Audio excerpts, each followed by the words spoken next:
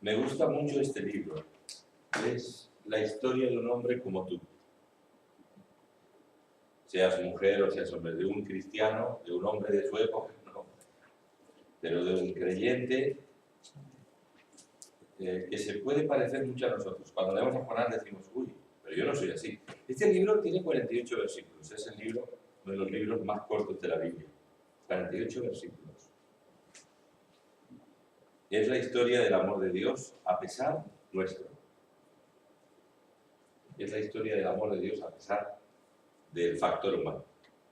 Si fuera por nosotros, se pincharía el invento, pero Dios nos ama a pesar de, y nos ama, nos ama. Dice, Jonás 1.1 dice que vino palabra de Jehová, en Jonás 1.1, a Jonás, hijo de Amitai, diciendo, levántate y ve a Nínive, aquella gran ciudad, y pregona contra ella porque ha subido su maldad delante de mí. Me puedo imaginar cualquier ciudad. La maldad de muchas ciudades del mundo sube ante la presencia del Señor. Y estaba pensando en Barcelona. Santa María Martorellas, cada uno en su sitio, ¿no? Ayer. Estaba pensando en Barcelona, es una ciudad que la maldad del Señor tiene que haber subido a su presencia. La maldad de los hombres. La maldad de tantos pecados. Estábamos hablando estos días en la campaña, intercediendo en Barcelona. Yo pensaba, aquí estamos intercediendo por toda la ciudad, nada más y nada menos. Pero yo sé que el Señor siente fastidio por la maldad de ciudades, y especialmente de ciudades donde el pecado ha crecido mucho. Levántate, ve a Nínive, aquella gran ciudad, pregona contra ella porque ha subido su maldad delante de mí. Y Jonás se levantó para huir de la presencia de Jehová a Tarsis. Le dice que Tarsis está por el norte, por el sur de España. Y descendió a Jope, y halló una nave que partía para Tarsis, y pagando su pasaje entró en ella para irse con ellos a Tarsis, lejos de la presencia del Señor. Lo escribe el propio Jonás, este libro. Y lo estáis leyendo ahí, ¿verdad? Pero un factor no previsto por Jonás, Jehová hizo levantar un gran viento en el mar, y hubo en el mar una tempestad tan grande que se pensó que se partía la nave, o se partiría. Y los marineros tuvieron miedo, y cada uno clamaba a su Dios, y echaron al mar los enseres que había en la nave, para descargarla de ellos.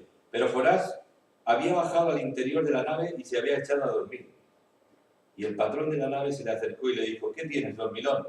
Levántate y clama a tu Dios, quizás Él tendrá compasión de nosotros y no pereceremos.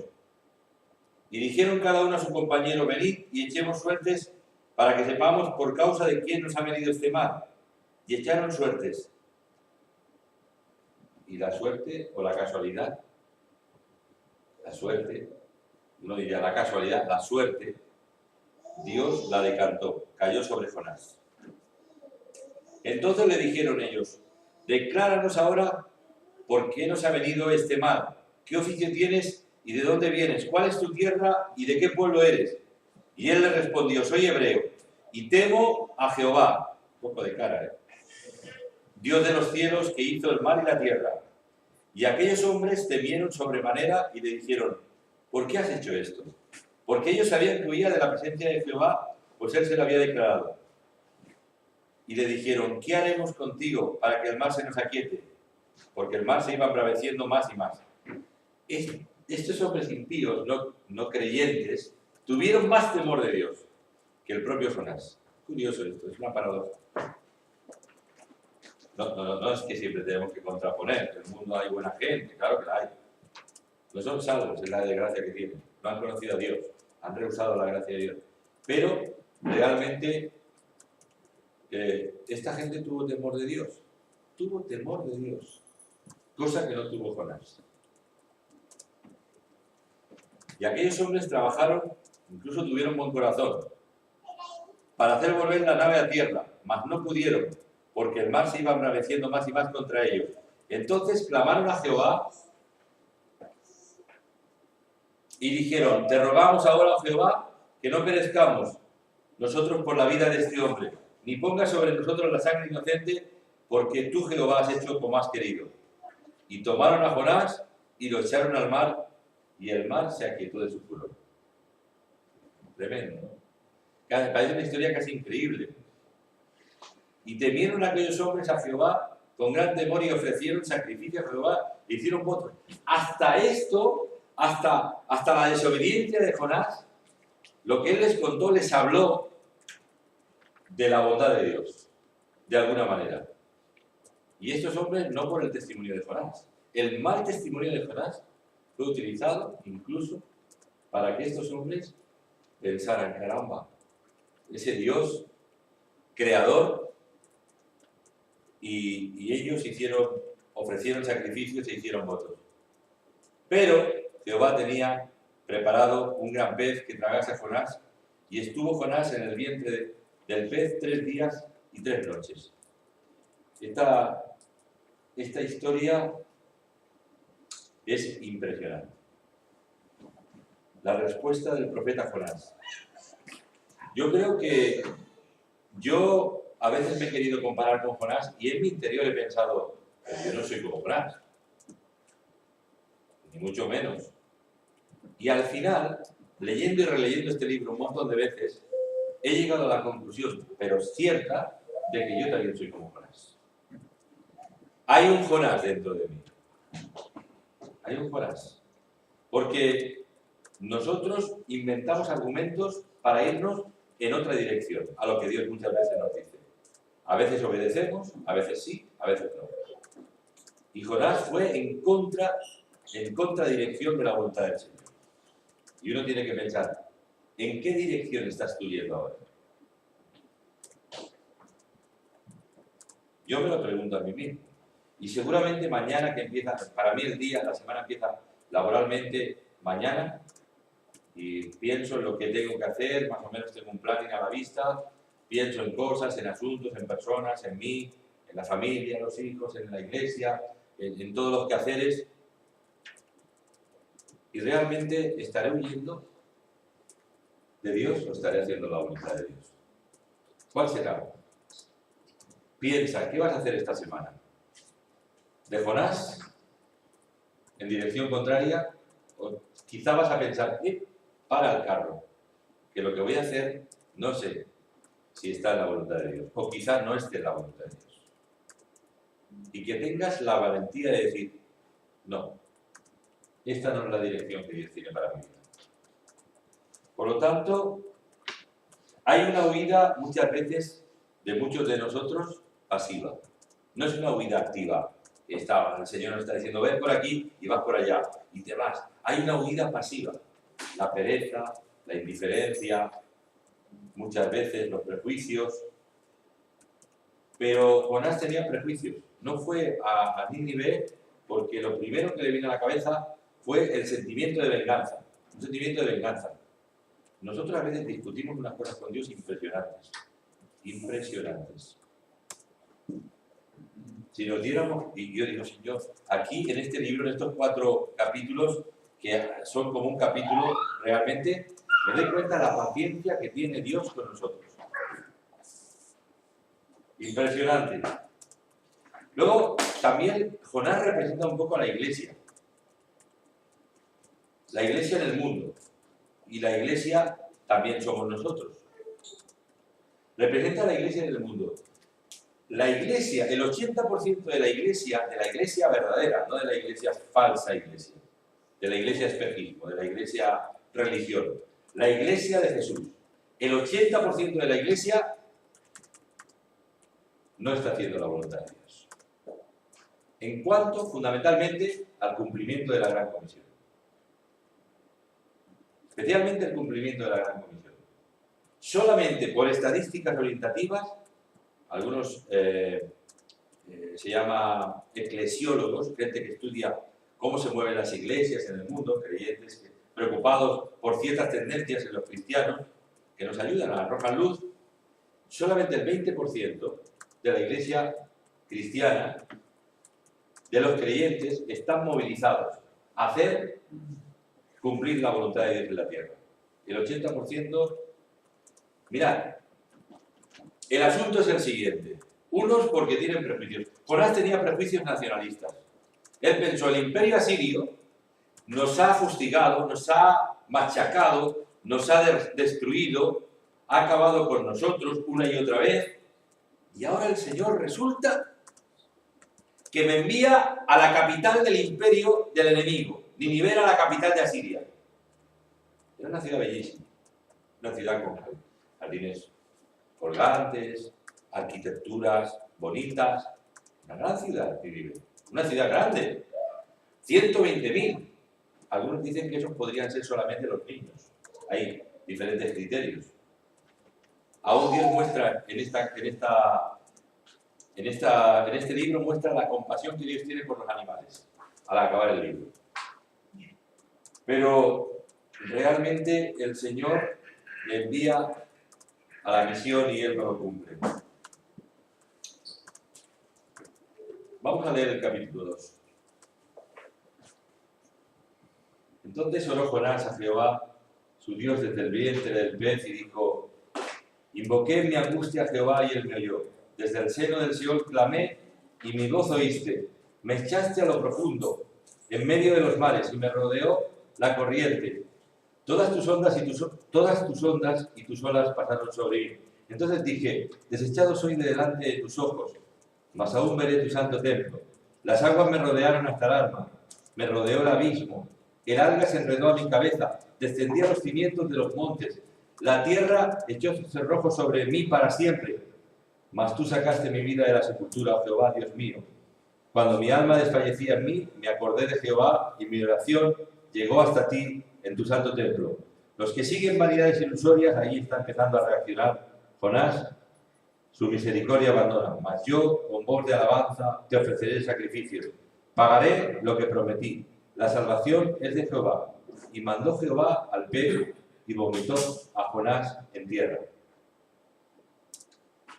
Aquí hay algo significativo, y es que, a pesar nuestro, Dios controla las circunstancias.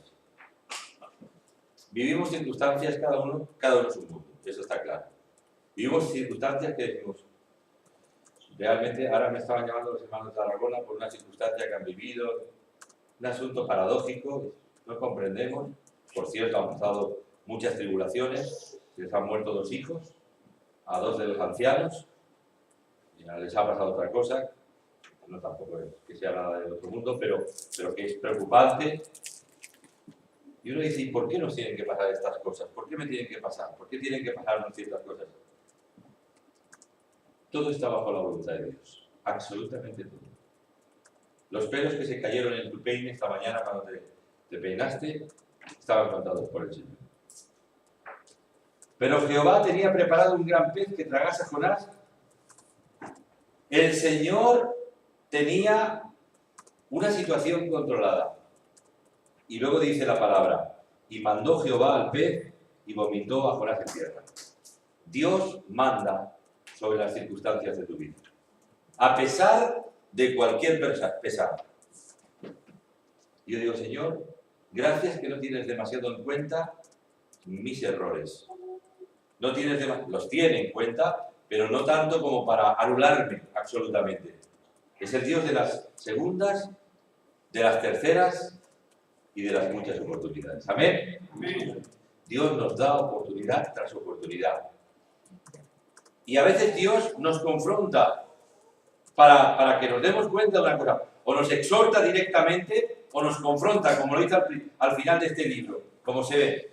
Confrontó a Jonás con él mismo. Por lo tanto, después de esta oración de clamor y arrepentimiento, Dios mandó al pez. Dios manda las circunstancias que están sobre tu vida. Dios manda las circunstancias. Y Dios da órdenes. Le dice al pez que salgas del vientre del pez, de la prueba en que te encuentras. O que Dios permite que no te ahogues en el mar de los problemas. Y aunque era una situación irrespirable, muy difícil de sostener, pero Dios le preservó milagrosamente la vida. En el vientre del cetáceo, de la ballena. Era para asfixiarse, para morirse. Todos los jugos gástricos de la... Imagínate, era un espectáculo que nadie puede ver fácilmente, ¿verdad? Y Dios le preservó la vida. Se hubiera ahogado en el mar. El mar estaba embravecido. Jonás hubiera muerto inmediatamente. A pesar de nuestros errores, Dios no dejará de amarnos. Eso no nos disculpa de nuestra responsabilidad. Ojo al dato. Y es para que aprendamos la lección de una vez. Y Dios tiene preparado algo para protegerte, y en un momento dado Dios da orden otra vez al gran pez, a las circunstancias, y Dios permite que Jonás, después de haber clamado a él, Jonás empezó a ablandarse, a enternecerse, a quebrantarse, a arrepentirse, a darse cuenta de que necesitaba clamar a Dios. Pero no estaba del todo convencido. Capítulo 3, como es rápido lo leemos. Vino palabra de Jehová por segunda vez a Jonás, otra vez. Yo creo que a veces el tren del Señor sobre la vida, nuestro ministerio, se escapa una vez, pero Dios nos da la oportunidad de retomarlo. Por segunda vez, y le dijo, levántate y ve a Nínive, aquella gran ciudad, y proclama contra ella el mensaje que yo te diré. Y se levantó Jonás, y fue a Nínive, conforme a la palabra de Jehová, y era Nínive, ciudad grande en extremo, de 3 días de camino. Y nosotros tenemos muchas ideas acerca de lo que pasa a nuestro alrededor. Yo he pensado Barcelona, los pueblos del área metropolitana de Barcelona, Santa María, Martorellas, Mollet, Martorellas, los pueblos que os atañen a vosotros directamente, Girona, los pueblos, las ciudades nuestras. Y juzgamos todo lo que pasa aquí. Pero yo veo al Señor como Dios, he llegado a la conclusión, hablando de los avivamientos, que aquí no va a cambiar nada por un avivamiento. El avivamiento llegará cuando Dios quiera. Creo que hay un despertar espiritual que no está lejano, está cercano, definitivamente. Pero todo esto no depende ni de un ministerio galáctico, ni de un ministerio internacional, ni de un ministerio nacional, que se despierte, se desate una lluvia de la gracia de Dios sobre nuestras ciudades, será el ahora de Dios. Cuando Dios diga, ahora, ¿qué pasará en ese ahora de Dios? Cuando Dios diga, ahora, por su misericordia, ¿qué pasará? Que lo primero que habrá en la gente es una conciencia de pecado. Sin que nadie les haya dicho nada. Y saldrá el profeta indolente, que es Jonás, que es la iglesia que a veces hace y a veces deshace, que a veces va y a veces no va, más veces no va, que nos representa a nosotros, que tenemos... ¿Sabéis? Estamos tan enfrascados en tantos problemas personales, que si me pasa esto, que si me pasa lo otro, que si mi familia, que si el trabajo, que si el dinero, que si yo, que si mi vida, que si mis fallos, que si esto, que... ¿Nos pasamos la vida así? ¿Te das cuenta del porcentaje de vida que empleamos en todos nuestros conflictos personales? Claro, Dios tiene que procesarnos para que lleguemos a un punto óptimo donde, bueno, tuvo que hacerlo conmigo, lo está haciendo, claro está, estoy en el proceso todavía. El proceso acaba cuando acaba tu vida.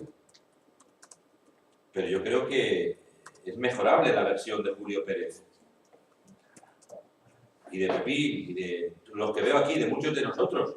Se me ocurre, de todos y cada uno. Es mejorable.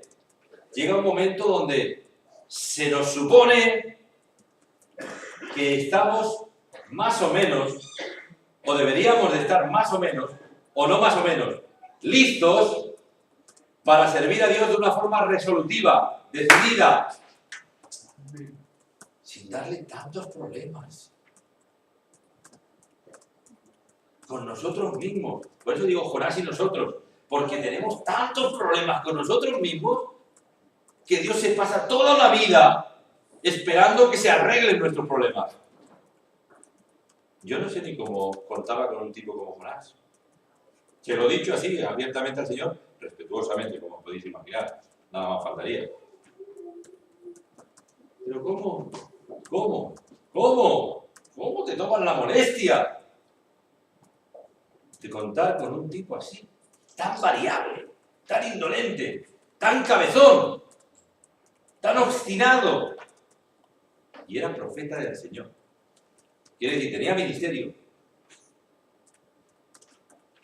Desde luego era un hombre que tenía deficiencias. Acabo de leer el capítulo 3. Y comenzó Jonás a entrar en la ciudad camino de un día y predicaba diciendo lo que Dios le había dicho. De aquí a 40 días, Nínive será destruida. Solamente ese era el mensaje. De aquí a 40 días se acabará.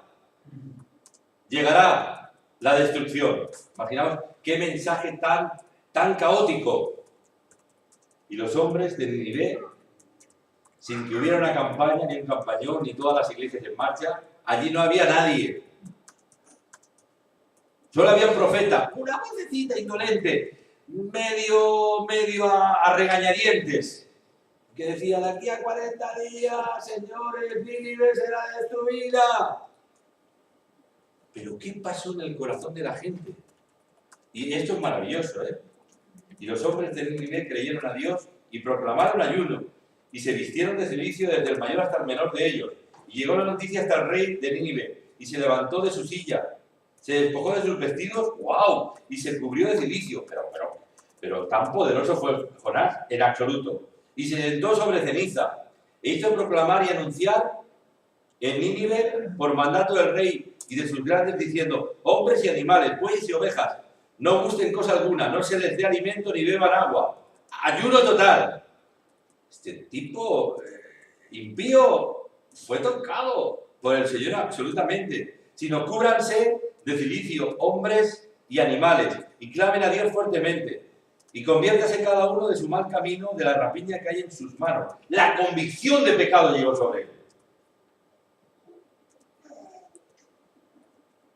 ¿Quién sabe si se volverá y se arrepentirá Dios y se apartará del ardor de su ira y no pereceremos? Esto estaba diciendo el rey.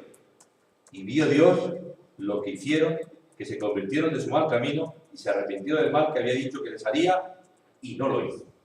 El arrepentimiento detiene el juicio. El arrepentimiento, en cualquier caso, sea para los inconversos como para nosotros, el arrepentimiento sincero detiene el juicio. Y lo curioso aquí, ¿os dais cuenta del factor humano? Cero. A duras penas, ¿eh? Una iglesia que 40 días, Cristo viene pronto, Cristo te ama. El 20%. Y el otro 80%, liados en sus conflictos. Que el Señor me tiene que tocar, que el Señor me tiene que sanar, el Señor me tiene que hacer, el Señor, uy, que yo no puedo, que me pasa esto, uy. ¿Qué es esto? Y dices, bueno, pastor, ahora nosotros tenemos un montón de necesidades. Y claro, el Señor tendrá que hacer algo con nosotros. Ha llegado la hora de acabar con esto. O te pones al día, o esto es absurdo. Es más, tan absurdo que yo dejaría hasta de ser cristiano, vamos. O somos o no somos.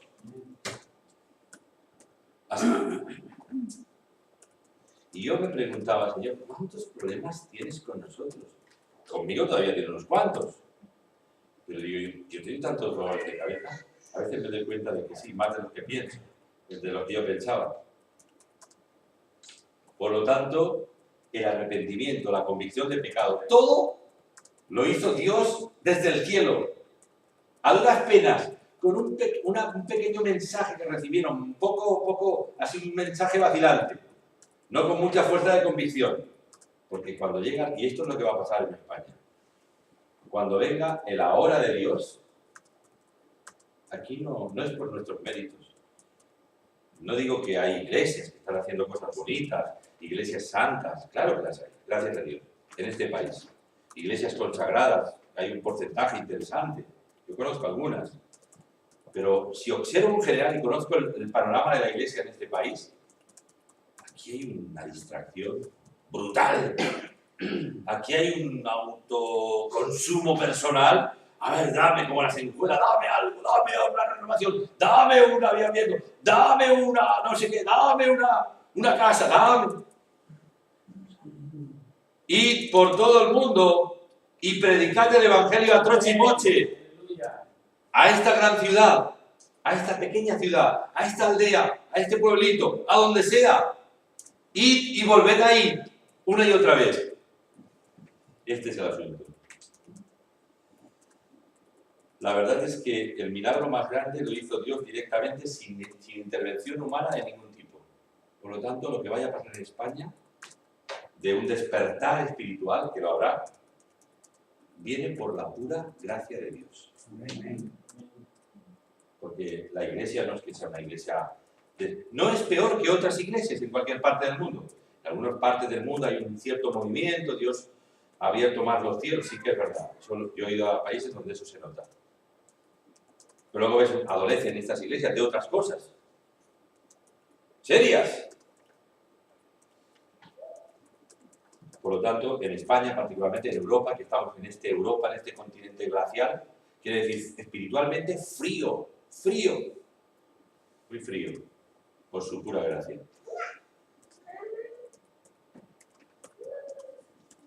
Solo acabo leyendo esto. Pero Jonás se apesadumbró en extremo, otra vez. Y se dijo, ¿qué tipo?